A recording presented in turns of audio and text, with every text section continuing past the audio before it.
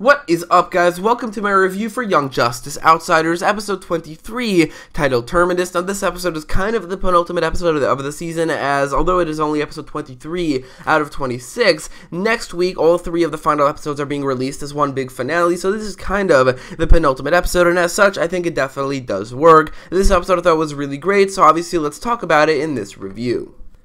So the episode begins with the Justice League, or at least the Justice League members that are in space, like Superman, Wonder Woman, three different versions of Green Lantern, as well as a new character we've never seen before, the Elongated Man, all attack the Orphanage, which is where Granny Goodness, or the space version of Granny Goodness, operates out of, and it fails as they are taken over by the AntiLife Equation. I thought this was a very good way to start the episode. It's a great way to start the second to last episode, kind of the season, as in the last couple episodes, we're going to see the characters who are taken over by the AntiLife Equation going up against the characters who aren't, because that's what it does. It gets rid of free will, so these Justice League members, and probably other characters who are going to be taken over in the future, even characters who were taken over later in this episode, going up against the characters who aren't affected, like probably the Outsiders who are left, as well as the Light. It seems like the episodes are building up to the Light, helping out the Outsiders and being enemies of Darkseid and the Apocalyptians. So that's, I think, a great way to start the episode. It's definitely something I'm very excited about in the next 3 episodes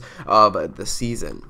So we see a bunch of scenes throughout the episode of Jefferson Pearce silently reflecting on the events of the season while hanging out with Virgil and then also hanging out with his kids. These scenes didn't have a single line in them, which definitely was a creative choice. I mean, there's no way this is something where they wanted to have lines but they couldn't get the voice actor for these scenes. This was definitely a creative choice. They did this on purpose, and as such, I don't know why they did it. I think it worked pretty well. I mean, these scenes are definitely, they feel very different, and I think that because of that aspect of it worked. But honestly, right now, I just don't know what the point of these scenes were, so I think that for now, these scenes were my least favorite part of the episode. They were still pretty good. They still have some interesting things about it, and they're very unique. I mean, they're definitely very unique. They have no lines, but I also think that because of the lack of lines, because of right now, I just don't know what the point of it was, I would say that this was my least favorite part of the episode, which is saying a lot because I thought this episode is, or actually not saying much, I guess, because I thought this episode was really, really good, and I'm hoping this leads to something in the last couple episodes of the season.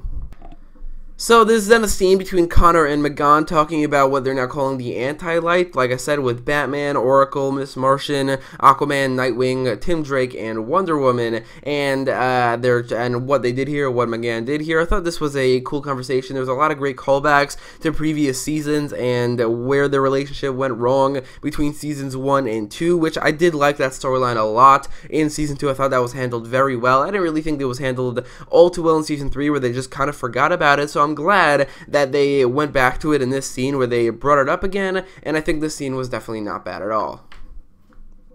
Then Vandal Savage shows up at Outsiders HQ, or as I call it, Titan's Tower, to give the Outsiders a tip about the AntiLife Equation as well as the Orphanage. I definitely think that this is kind of confirming that there will be some sort of rivalry between Darkseid and Vandal Savage. The last episode hinted at it, as Vandal Savage didn't like what Darkseid was doing, but now it seems like he is 100% helping the Outsiders defeat Darkseid, unless this is what he wanted, and because the Outsiders did get taken over by the AntiLife Equation, maybe that is what he wanted, and he's just faking being up against Darkseid and he tricked the Outsiders. I highly doubt that, however, because I mean, I don't know, I just think that Vandal Savage going up against Darkseid will probably be something that will be pretty cool to see. But then with this tip, the Outsiders who are currently on base, the OG members, you got Tigress, you got Superboy, Miss Martian, Nightwing, and Aquaman, the OG members of the team except for Kid Flash, obviously, as well as Geoforce, Terra, and Forager, all go to the Orphanage to get rid, or to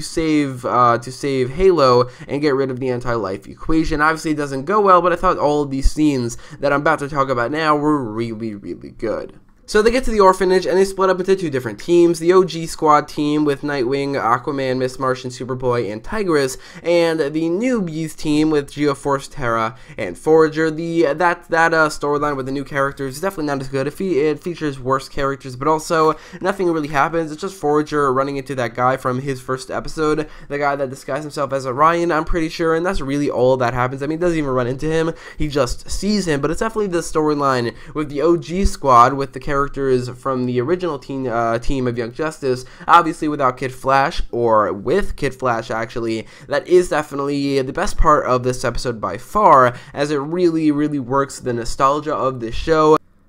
Because of the effects of that other world he went to with Black Lightning, because he was obviously a lot more affected by it, now he's not really that sick anymore, but he still hallucinates Kid Flash, and he hallucinates the entire team being how they were in Season 1, and because of their mental link, everybody sees it because of Miss Martian's mental link with them. Everybody sees the same thing. Dick is Robin again, and he's 13 years old. Aquaman is Aqualad again. Tigress is Artemis. Miss Martian is Green, and Superboy is the exact same thing, just angrier, and also Kid Flash is there. This I thought was great, definitely the best part of the episode. I mean, with the Young Justice original theme going off in the background, with all the characters in their Season 1 designs, and also voice actors, it was really nostalgic, and it really made me miss Season 1, and also kind of Season 2, with Season 3 so far, and I think overall it's just not going to be as good as Season 1 and 2, but this scene alone was just so nostalgic for that first season, and I thought it was really great. Not to mention that we had the return kind of Kid Flash, a character that we haven't seen at all in the season because he died in the last season, but he was definitely kind of speculated, or I mean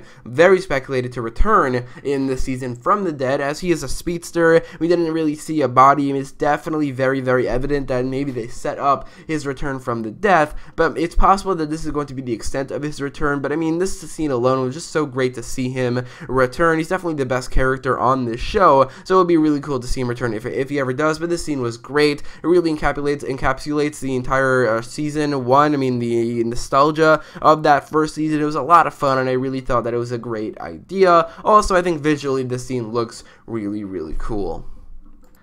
Oh, I actually forgot, something definitely does happen in the Geoforce Terra Forager part of the storyline as they go up to the Halo area and they get affected by the AntiLife Equation. So, I mean, something does happen. I just totally forgot that it was happening. It happened separately from the original team being affected by the AntiLife Equation, but this was pretty cool too, as these characters are taken over. I'm kind of glad that these three, as well as Halo, are taken over by the AntiLife Equation, because I think that the fact that the remaining characters on Earth, you got Blue Beetle, Kid Flash, which is Impulse, Beast Boy, Static, Wonder Girl, and also even Batman, the characters that I would just want to see much more than Forager, Geoforce, or Halo. I'm glad that those are going to be the main characters at the end of the season. Also, I guess Black Lightning. I did expect the original team to be kind of main characters, but it seems like they're going to be antagonists, as by the end of this episode, they were taken over by the AntiLife Equation as well. So you have a crap ton of Justice League members and superheroes alike, all being taken over by the AntiLife Equation, and the members on Earth who aren't. I think it's definitely going to be a great ending